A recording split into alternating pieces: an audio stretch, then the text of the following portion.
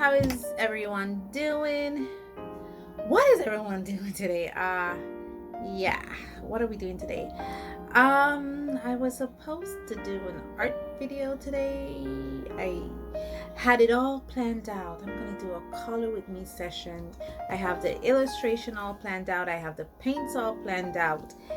And I ate something and I was like, you know what? I feel vloggy. So I'll be doing Vlogtalk. Find out how you guys doing. Oh gosh, my nail. Just my nail had a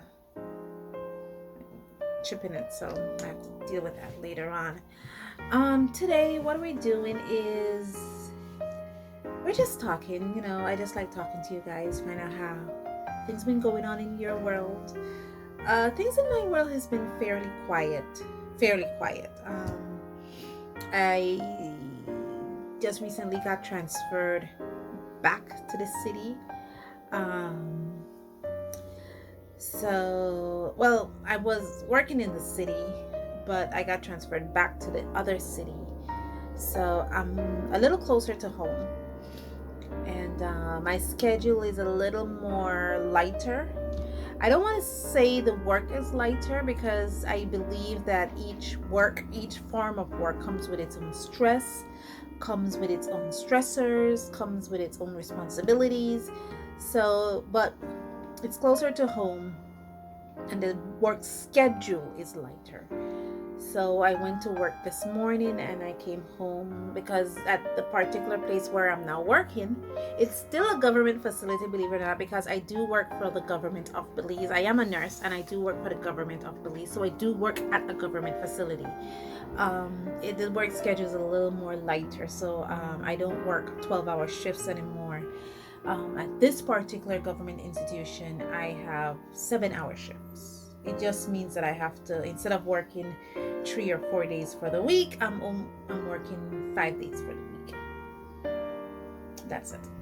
See, its own stressors. So I am home. I can be home during the days, and I could do filming, and I don't have to feel that tired. I don't have to take that day off, literally that day off, just to stay home and rest and stuff like that. So the schedule itself is a little lighter, but it just means I have to travel more, even though I'm closer to home. And so what's been going on in my world? So what have I been doing and what I've been up to lately? This is what I've been doing. If you're a member of my Patreon, you would have already got a sneak peek to this. And what is this? This is actually, yeah, you're not reading the name wrong. It's actually Crayola Crayons. So I have declared August the month of the crayons. And I know Casey Golden has declared 2021 to be the year of the crayons. Well, I have declared that August is the month of the crayons. And I've been working a lot with Crayola Crayons. And actually, to be honest, I have been enjoying because you guys won't probably see this until maybe September or October. I have been enjoying the process. I have been enjoying working with crayons. One of the things that surprised me is that one of the first thing I did was I kind of organized my crayon collection, because a lot of the crayons that I've had since I was a teenager, and some of them I've had even earlier from when I was a child. I put the bag away. I don't want to go and dig it up. Okay, I have this bag that I call my donation bag, and it's over 100, 200, probably almost 200 crayons are in that donation bag that I'm going to be donating pretty shortly. I'm not sure if I want to give it to a school or maybe to one of my husband's workmen that I have in there. And then the ones that I kept are the ones that are in here. I should do top-down view to kind of explain what I'm pointing at, because I'm pointing at it. You know, when I'm putting my hand this way, I'm pointing at it. And to let you see what I'm working with. I went to the store because You know me, guys. I am a researcher at heart. So when I was getting into this whole month of the crayon thing, I wanted to see what new is out there, because really and truly, I have not bought a set of crayons. So I went to my local art and stationery supply store, stationery house, and I got a box of crayons, a 64 box of crayons, which was it was within decent price. And just to see, what colors come with it, because I know for a fact that I don't have a full set of crayons in my collection here. So I just want to see what a full set of 64 set crayons look like. This is what they look like. And no, I don't have Bluetiful. Just to let you guys know, I don't have Bluetiful. The 64 set at my local comes with this one right here, Dandelion.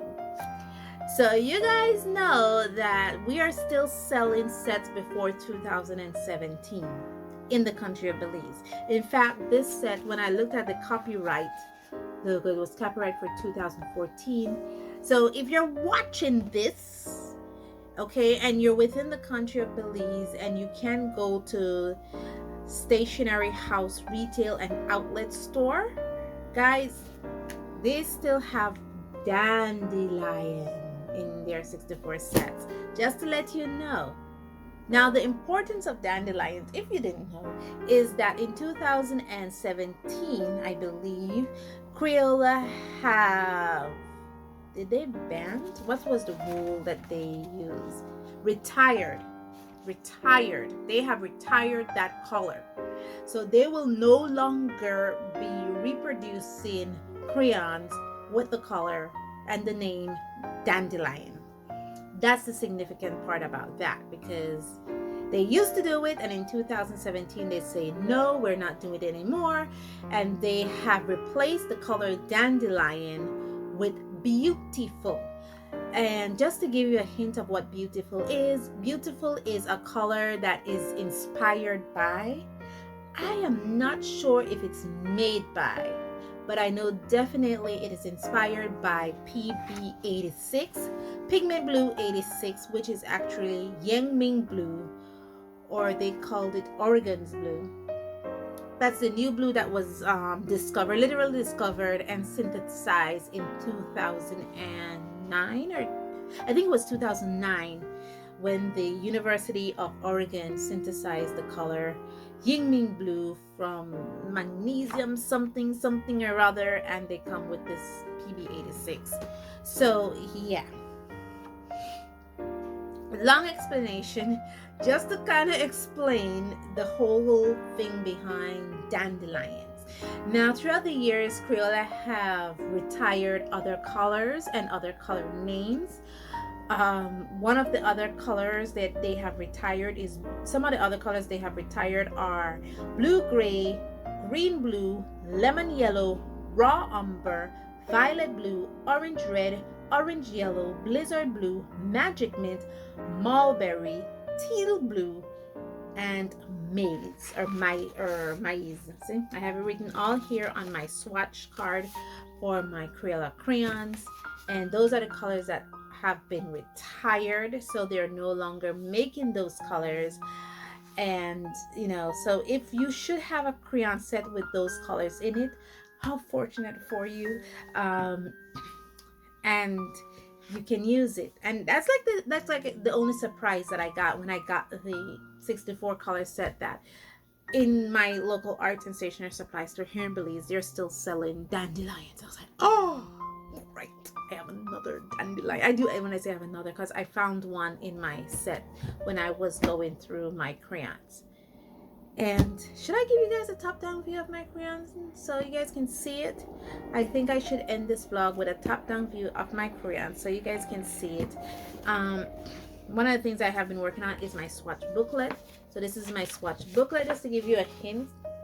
Those are my blues. No, I don't have blue Bluetiful. I don't have the Bluetiful. These are my yellows with 2 dandelions. These are my reds.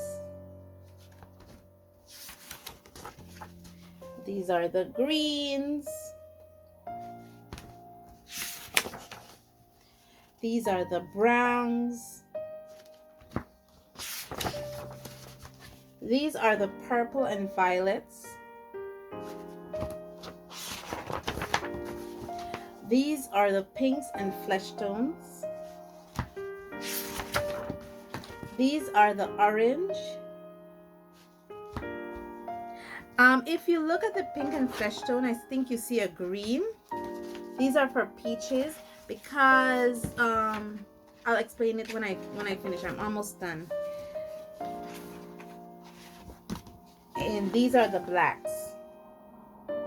I haven't done the whites yet, and so I'll be doing that later on when I have more energy, because to do the whites I want to do a swatch of whites on black paper, so I have to glue a piece of black paper in this book so I could do the swatches on whites and black paper. Now for colors like these, like chestnut, where you see that green highlighter, or over the flesh and pinks where you see the green highlighter, I highlighted those because chestnut was renamed from Indian red. I believe this was before 1980 or before, way back. Crayola had a color named Indian red in celebration of Indians that live in India, to celebrate them. And one of the misconceptions, this is according to what I've read, not to say that this is definite, but this is according to what I've read, they had developed the color Indian red in celebration of Indians in India. But one of the misconceptions that happened is that they noticed that children were colored or rendering native illustrations of Native Americans with this Indian red, thinking that it was designed for natives within their country. And to kind of come off of that it's not a skin color, it's actually in celebration of a culture, they had renamed the color Indian red to chestnut. Now the reason why peach is highlighted green is also because that was also a renamed color in 1950, I believe, in 1950, early 1950, like 1950, 1951, 1949. Crayola had a color called flesh, like skin color, and after 1952, I believe it was somewhere in the early 1950s, again there was a lot of talk about the flesh not being represented of flesh, because if you look at their colors for flesh, here's a representation of the color, and look at my skin color. Let me give you a finger here. You will see that my skin color does not represent this color. And so again, not to cause any confusion that not all skin colors are this color, they had renamed the color flesh to peach. They have not changed the formulation of these colors, they had just renamed it, so to clear up any misconception that the previous name may have given. I think there was another color that was renamed to Prussian Blue. Yes, Prussian Blue was also renamed to Midnight Blue, because when Prussian Blue came out, it was during the Cold War, something with the USSR and the Cold War, and they didn't want to celebrate Persia, because Prussian Blue was actually a color that was created as not to celebrate but to represent Persia. And at the time, Persia was a communist country, and so Crayola did not want again to show that they're celebrating this communistic country and celebrating communism. So they had decided, was it communism or was it Jews during I don't remember if the First or the Second World War, where they had this whole thing with the Germany and the Jews. I can't remember, but it had to do with Persia. And they didn't want to show that they're celebrating Persia, because Persia was either at that time communistic, or Persia was assassinating their Jewish. I don't remember. Honestly, I don't remember. But they did not want to celebrate Persia for the what Persia was doing at that time. So they had renamed their Persian blue to midnight blue, and that was done in 1952. I believe that was done in 1952, because before 1952 they had the color Persian blue. Now this rename did not change the formulation of the color. It has only changed the name of the color to make it more woke, I believe, and more universal acceptable. One of the things Crayola did recently, I think it was in 2020 or 2020 or 2019, they had bring out this Color of the World collection, and it's to represent people like me who are of darker persuasion, because not all of us have peach color skin. And they had done this in collaboration with this guy. He is a world famous makeup artist. He is the head of an international makeup company, and he has been putting makeup on celebrities for over 30 years. He has his own company, his own international company. I believe he was with the Mac Factory, makeup, and he's a world-renowned makeup artist. And they had collaborated with him, and they developed the Color of the World series, the series where they had made colors that should represent all skin tones, including my own, in both in color pencils, crayons, and markers. And I think that has recently come out, and so they're heavily advertising that, because Crayola is trying to make themselves more acceptable to everyone, not only to fair-skinned people, or not only to persons that lives in North America, but people all over the world. They're really trying to appeal to us, and I feel so happy that they're trying to look at my skin color, because most of the time when I was a little girl growing up, your Barbie had peach skin, and it wasn't a nice thing, because I don't have peach skin, and my Barbie had to be peach. So I'm happy that Crayola is looking at that. That's the other Crayola news. The only other thing I'm going to say, gosh, I've been talking so long. The only other thing I'm going to say, and I'm going to end this here, is that when we do this, I do have to remember that Crayola has, I think it's 272 colors in their entire color line when you count, because the highest color count I have seen with Crayola is 152. And then they have 24 colors of metallic, neon, glitter, the Color of the World series, and there's a fifth one, metallic, neon, glitter, the World series, and there's a fifth one that also has 24 colors. So they have crayons with these 24 colors with exceptions. And when I calculate those 24 colors plus the largest set that I could find on Amazon and on eBay and in Walmart, which is 152, I think, I came up with 272. So I'm thinking that Crayola has a color range of 272. And I'm gonna end it here. I have said everything I need to say. I would have loved to show you my crayon collection. I think I'll have to save that for when I do a art session, and you'll get to see my crayon collection. And I have some crayons, not all of them are Crayolas, and to give you a hint of what kind of crayons are sold here in the country of Belize. But all in all, guys, thank you so much for joining me on this journey. Thank you for listening to my blabbering. And as always, stay safe, stay blessed, and I'll see you in the next one. Bye.